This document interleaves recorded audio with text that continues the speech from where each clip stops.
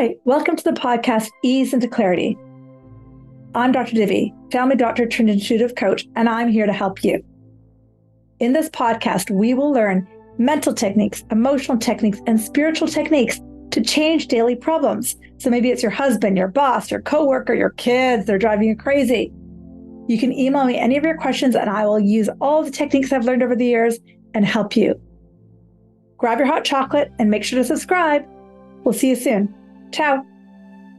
Welcome back to your Net Podcast. I'm Dr. Divi, and thank you for joining me. This podcast, Ease into Clarity, is just for you. If you've got an email question you want to ask, feel free to email me at easeintoclarity@gmail.com. As you know, I talk about things that inspire me. I answer email questions. I use intuition, universal law, and energy to help you. So today's podcast is going to be a takeoff from the last podcast where I talked about the feminine, the thing I feel is missing on the planet. That's still there, but we just need to amplify it a bit. So in today's podcast, we're going to talk about why we're afraid of the feminine, because honestly, we are. Honestly, just so y'all know, it's kind of a funny topic for me because my coach, who I've known for 13 years, has been talking to me about the feminine for 13 years. And what I realized in retrospect was actually I was afraid of it. Afraid of it? Why was I afraid to it then? Like I said in the last podcast, I was raised to be a guy. A lot of us are. Went to medical school when I was 19 years old. I was out making a lot of money when I was 25 years old. And what's super interesting is that way of thinking that I got to work, I got to do, I've got to struggle, I've got to make it, is deeply implanted in the cells of my being. It's what I think about. You know, my phone's there. Oh, I got to check the email. Oh, got to do this. Oh, got to look at social media.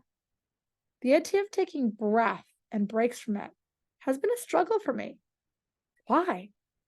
And like I said in the last episode, men are equally as affected because men sometimes don't want to run out and make $1 million. Men want to be valued for who they are, not for what they accomplish. Men might want to explore their sensitive and creative sides and don't feel like they can because they've got to provide. So in today's episode, we're going to talk about why is being feminine scary? Why is it? So I'm going to reflect a bit about my own childhood, and hopefully this will trickle up thoughts for yourself. I grew up in an East Indian family, immigrant parents, wonderful parents. My mother is beautiful. And growing up my entire childhood, she wore saris a lot of the time. You've probably seen them. They're beautiful one-piece kind of outfit that women wear from the Indian continent. They're gorgeous. And they cover our bodies up quite well. My mother has a beautiful figure, but she'd massively cover up the saris. And then when she wasn't wearing saris, she used to call them North American clothes.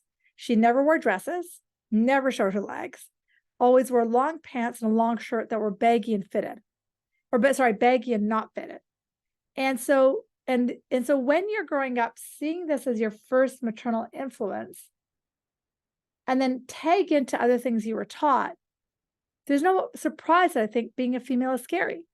So another thing I was taught a lot, and I'm curious if you were, I was taught being a woman equals being raped. I was taught if I exposed my body that would be blasphemous. I was taught if I wore makeup, something awful was going to happen. I was taught to not dress too feminine, not expose my body because I would draw attention to myself that was evil. These are words that I was actually taught.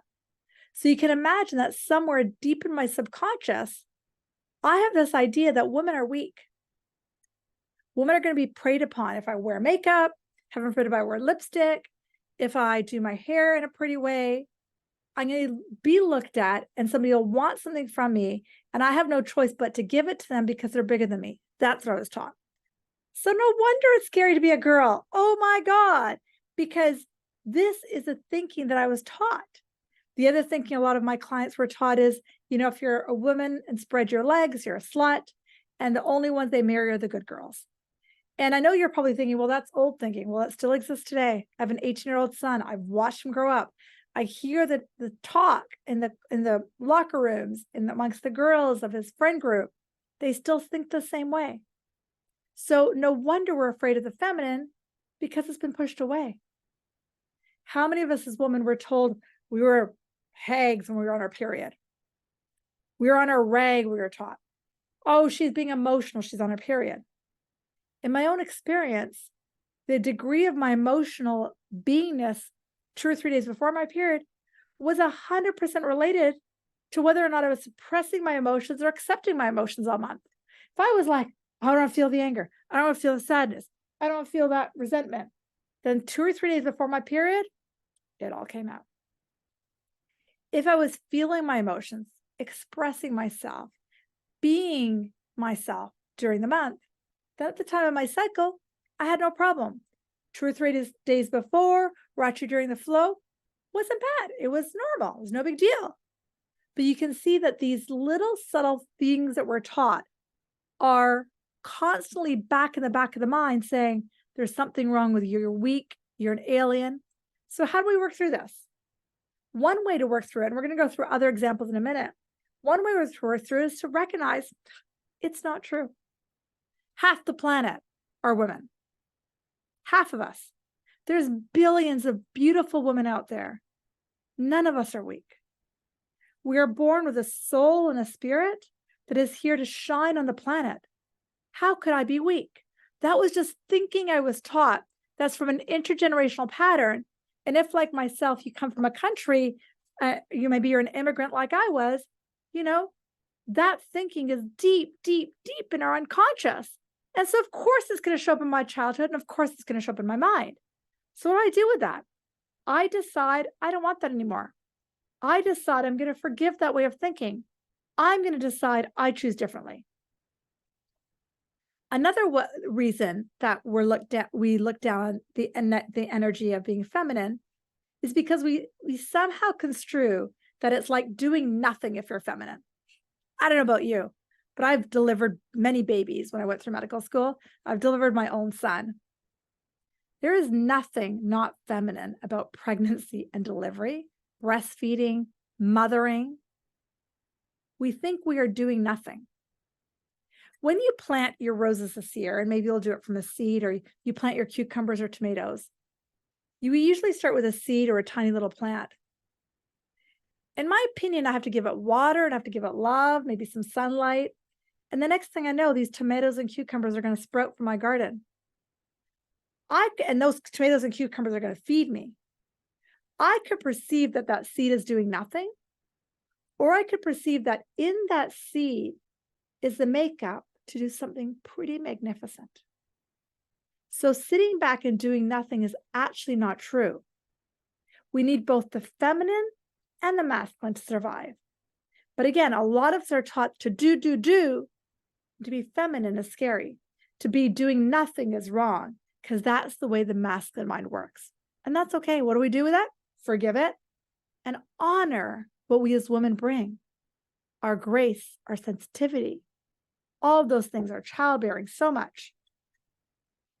We're also taught that as women, we're less than. You're less than because, you're not as strong, you're not as fit. And as a result of that, you're less than.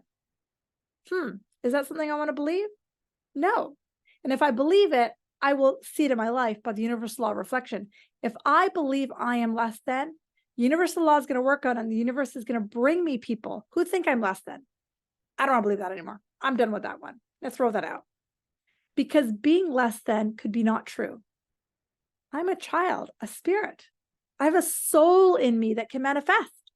Law of attraction works on me and my husband. Wow, right? So the soul in me is not less than.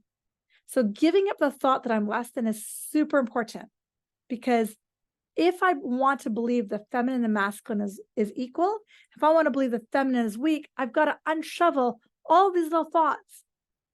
I'll give you one more that a lot of women, people believe as to why they're afraid of the feminine. I alluded to it earlier. We are taught that we are too emotional. And as a result of being too emotional, we're weak. I don't know if you've ever studied businesses nowadays and, Fortune 500 magazines, but there's a lot of studies out there to show that companies hire based on emotional intelligence, not just book intelligence. In fact, many companies, because of AI, will actually hire emotional intelligence well over book intelligence. Book intelligence can be taught to anybody. Emotional intelligence is life intelligence. Emotional intelligence, spiritual intelligence. Emotional intelligence is your soul and spirit showing up in the world saying, I'm not afraid to be sad. I'm not afraid to be angry. I'm not afraid to worry because I can move through that emotion and dance with it. And it's not who I am. So if you perceive being weak as feminine because you're emotional, throw it in the garbage. Being emotional will make you $1 million these days. So and again, there's lots of other ones, but these are just really simple ones I want to share that we have to unlayer why we're afraid to step into the feminine role. And I'm sure a lot more popping into your head. If you want to share any with me, feel free to email me at easeintoClarity@gmail.com. But as each of us start to realize that we have the power within us to make babies, we have the power within us to be a seed and spread a plant, we have the power within us to be free, then we can decrease our fear of our femininity. We can decrease the fear of being female. We can embrace it. We can wear those skirts for us. We can wear the makeup for us. We can do our hair and heels for us, not for them, not out of fear. Hope that helps. Sending you lots of love. See you next time.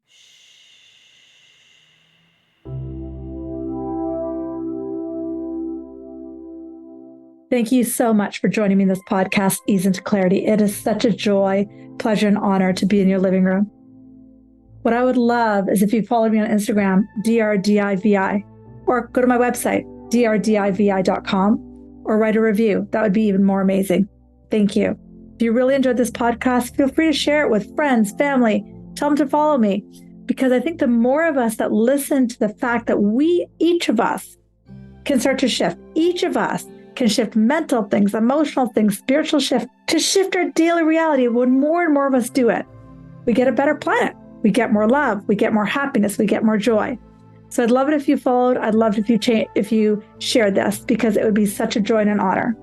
And again, if you have a question, guess what? I'm here for you. So send me an email, easeintoClarity@gmail.com.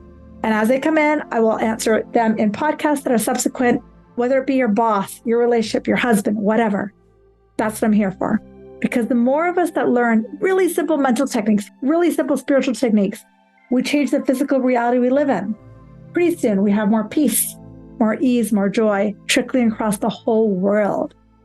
Remember, there's a spiritual solution for every problem. Thank you for joining me. Namaste.